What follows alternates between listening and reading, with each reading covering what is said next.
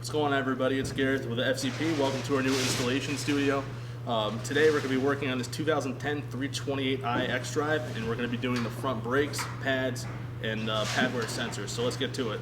So the first thing we're going to have to do is remove this anti-rattle clip right here. You can either use a pry bar or a little screwdriver. In this case, I'm using a little pry bar, and stick it in between the rotor. Just going to pull it back, just like that. You just have to depress this right here and it'll let go. All right, the next thing you have to do is remove the guide pin dust caps here in the back. They simply pop out. Use a little mini screwdriver, flathead. There's two of them, one on the bottom, one on the top. And if you're missing these, order some new ones from FCP. You really do need them. All right, next step, with a 7mm Allen, you're going to remove the guide pins.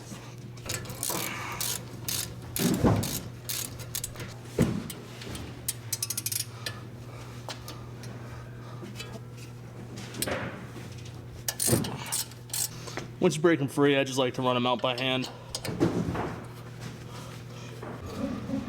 and just simply pull it out.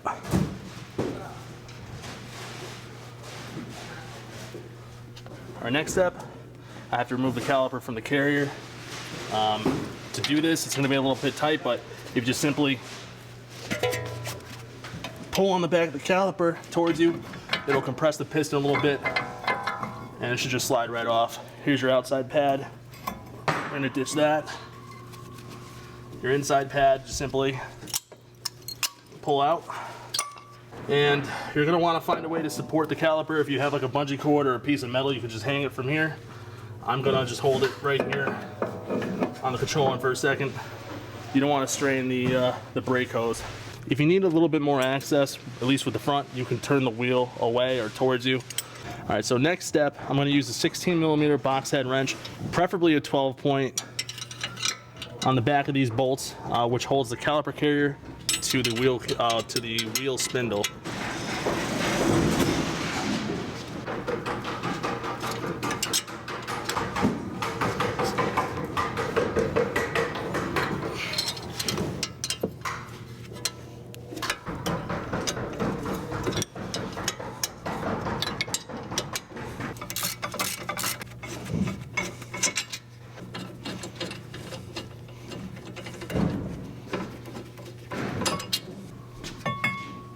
All right, next thing, you have this little locating screw right here. You're gonna have to remove it. That is a 6mm Allen. These can be a little stubborn sometimes, so there we go.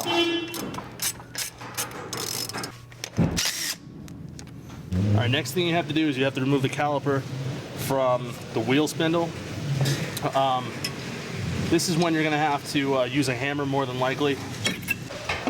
That came off so easy. Normally, these rotors can get stuck on pretty good because of corrosion that builds up in between the rotor and the bearing behind there. This one actually pulled off pretty easily, but just in case yours was really stuck and you couldn't pull it off by hand, reinsert a lug bolt and take a hammer and just crack along the edges here. Don't hit down on it, just crack along the edges here, hit on the back a couple times, it should come off, but this one came off surprisingly easy. All right, next thing you have to do is remove what's left of the pad wear sensor. These are disposable. They should be replaced with every brake job. The only thing they're really designed to do is let you know that when your brake pads become too thin, this area here will simply just wear out down to a point. It'll basically make a ground, and that's what sets off the light on your dash. Just trace the wire back, comes up here on this little bracket, comes up over into another bracket. And then there's a little case here, simply held together with these two little clips. A bunch of crap will fall out. So if you're under the car trying to do this, make sure you're wearing some glasses. Sand and stuff just builds up inside of it. Just trace it back. It should be the white one here. Just gonna depress this little clip here, pull it apart. All right, normally after this, you would spend some time cleaning off any corrosion that might be on the surface here. This actually looks very clean. It looks like somebody took care of it before. So I don't really have to do that much, but you would just take some sandpaper or maybe even a grinding, not a grinding wheel, but some sort of abrasive pad, run it over the surface until the metal's exposed. I like to apply some anti-seize to this surface just to ensure that the rotor doesn't get stuck on in the future like they normally do. And you're going to clean this area off here. This is where the wheel mates to the wheel hub. All right, I'm going to apply a little bit of anti-seize to the hub here. Don't want to goop it on, but just a nice thin layer. So this is the new rotor we'll be putting on. It's a Miley Platinum geomet coated rotor. Unlike a traditional rotor you might pick up, this has a zinc coating on it that's baked on in a high temperature. It resists corrosion, it resists rusting, and essentially it keeps your rotors looking newer for longer. And also this helps prevent the rotor from getting stuck on the hub. One thing, do not clean these, they are clean. It's just simply install as they are, and the brake pads will wear off this coating on the braking surface, so leave these alone. When you're handling these, just hold them with the side. I took my gloves off just because I don't want to get them dirty. Just center it on the hub. Take the centering screw, start threading it in. Just make sure it's fully seated on the hub. Just, tighten it down. This centering screw is not necessary. It just holds the rotor in place. The next step is to clean the caliper carrier. This might seem kind of like a useless hunk of metal that just simply holds the caliper in place, but it does more than that. This area right here houses the brake pads. Usually you'll have like a lot of brake dust and debris that'll build up in these grooves. I mean, you can see right now with the screwdriver all the stuff that's coming out. Not cleaning this out can cause the brake pads to bind and not move correctly. They need to be able to pivot freely. So spend the time right now, make sure that these are really nice and clean. Brake parts cleaner also works. Break up some of this stuff. If you had like a little steel brush too, you can use that as well, but if all you have is a screwdriver like I have right now, that'll work perfectly fine. You have to line up the caliper bracket.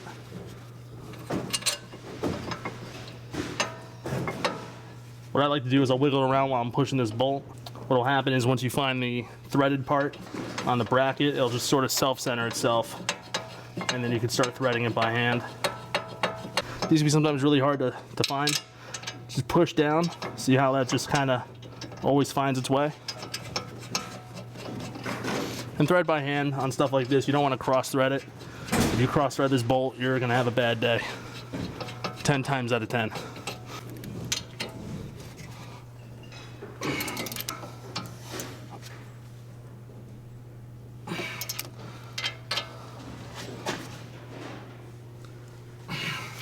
And once these are tight, they're tight.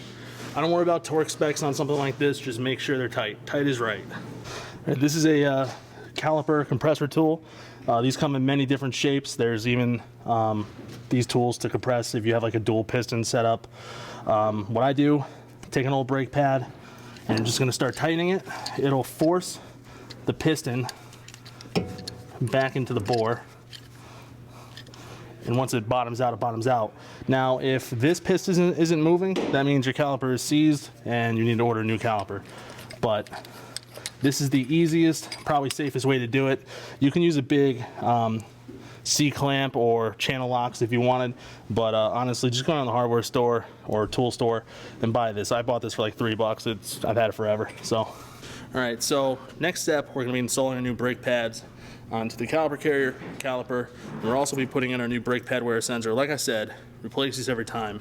They're cheap and they do serve a purpose.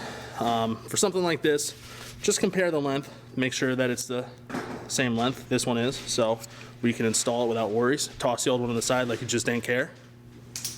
All right, they cut a little groove into the brake pad backing. This just simply clips right into place, kind of like it was meant to be there all along.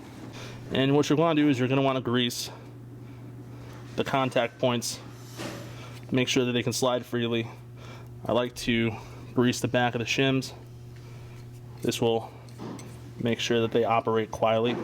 Just make sure that the pad wear sensor wire runs through the top of the caliper like that.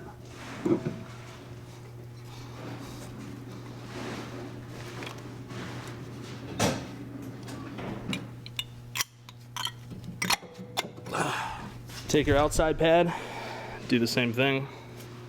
Like to grease up the ears. And this little shim on the back, I'll grease this up too. A little bit of a thin coating. Any contact point really, because these can sometimes squeal. All right, and just simply place the brand new brake pad in place. And if you want to make sure that it's moving freely, just, you know, moving around. If it can move freely, it's good. You have enough grease and you've cleaned the caliper carrier well enough. And the next thing we're going to do is place the caliper right over the outside like that. We're going to leave it just like that for now. I'm just going to run the pad wear sensor. Now BMW says you're supposed to replace this little clip. You can if you want. I personally don't see the point. My guess is because probably they break when they come off, but it secures right here to this hard line, and then you run the brake pad wire right in there. Just remember you have to secure it to a couple different brackets. Just push this into place there. That's your next bracket, and then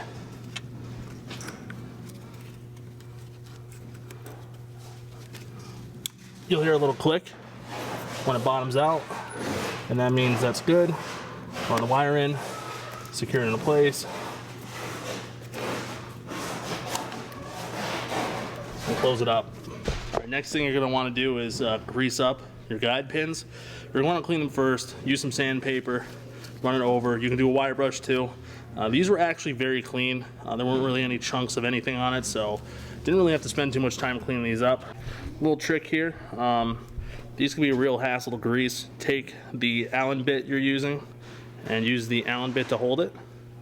Just want to put a nice little coat over the guide pin. The caliper basically slides over this guide pin, so you want to make sure that it's going to be able to move freely. All right, and you're going to insert the guide pin into this tube. It should kind of locate itself, and just start threading it in. It'll work its own way in, and you can see a little gap here. Once the threads disappear, it's pretty much in. Just gonna take your ratchet and tight. That's all you need to do.